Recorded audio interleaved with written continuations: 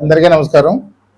ఈరోజు మన రాజానగరం నియోజకవర్గం కోరుకొండ మండలంలో శ్రీ లక్ష్మీ నరసింహ కోరుకొండ ప్రెస్ క్లబ్ ఏర్పాటు చేసుకోవడం చాలా ఆనందించదగ్గ విషయం. తద్వారా ఈ యొక్క ప్రెస్ క్లబ్ మెంబర్స్ అందరికీ కూడా రాజానగరం నియోజకవర్గ ప్రజలందరి తరఫున, కూటమి ప్రభుత్వం తరఫున, జనసేన పార్టీ తరఫున నా శుభాకాంక్షలు తెలియజేస్తున్నాను. ఈ యొక్క కోరుకొండలో ఉన్నటువంటి ప్రెస్ క్లబ్ ప్రజల పక్షాన పనిచేస్తూ, ప్రజల కోసం నిరంతరం కూడా శ్రమిస్తూ, ప్రజల తరపున పోరాటాలు చేస్తూ ప్రజలకు ఎంతగానో ఉపయోగపడినటువంటి ఈ ప్రెస్ క్లబ్ ఇప్పటిదాకా సరైనటువంటి వారికి సొంత భవనం కూడా లేదు.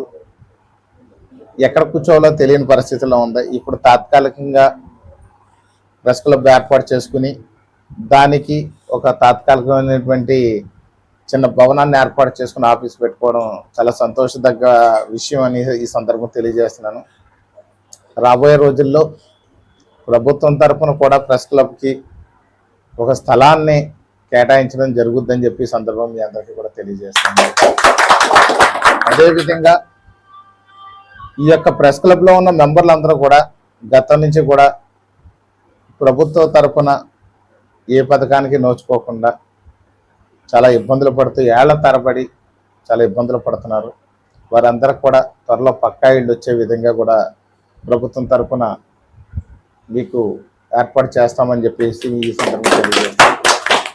అలాగే ఈ ప్రెస్ క్లబ్ మరింతగా ప్రజలకి మరిన్ని సేవలు అందించాలని మనస్ఫూర్తిగా కోరుకుంటూ, ప్రెస్ క్లబ్ అంతా కూడా మెంబర్లు అందరూ కూడా ఒక యూనియన్గా ఉండి ఒక మాట మీద ప్రయాణం చేస్తూ ఈ ప్రాంతం అంతా కూడా అభివృద్ధికి సహకరించాలని, కూటమి ప్రభుత్వాన్ని ముందుకు తీసుకెళ్లాలని మీ అందరినీ కూడా కోరుకుంటూ, ఈ తాత్కాలికంగా మీరు ఏదైతే ఆఫీస్ ఏర్పాటు చేసుకున్నారో దీనికి ఇంకా మౌలిక వసతులు అవసరం ఉన్నాయి కాబట్టి నా తరఫున మీ ప్రెస్ క్లబ్కి ₹1,00,000 విరాళంగా సోమవారం దాని ద్వారా కొంచెం మీ ఆఫీసులో కనీసం మౌలిక సదుపాయాలు ఏర్పాటు చేసుకోవడానికి ఉంటుందని చెప్పేసి నా వంతు సాయంగా ₹1,00,000 విరాళాన్ని రేపు సోమవారం నాడు తీసుకొచ్చి మీకు అందజేస్తాను ఈ సందర్భంగా తెలియజేసుకుంటూ, ఈ యొక్క ప్రెస్ క్లబ్ ప్రారంభోత్సవానికి అవకాశం ఇచ్చినటువంటి మీడియా మిత్రులందరికీ కూడా హృదయపూర్వక ధన్యవాదాలు తెలియజేసుకుంటాను.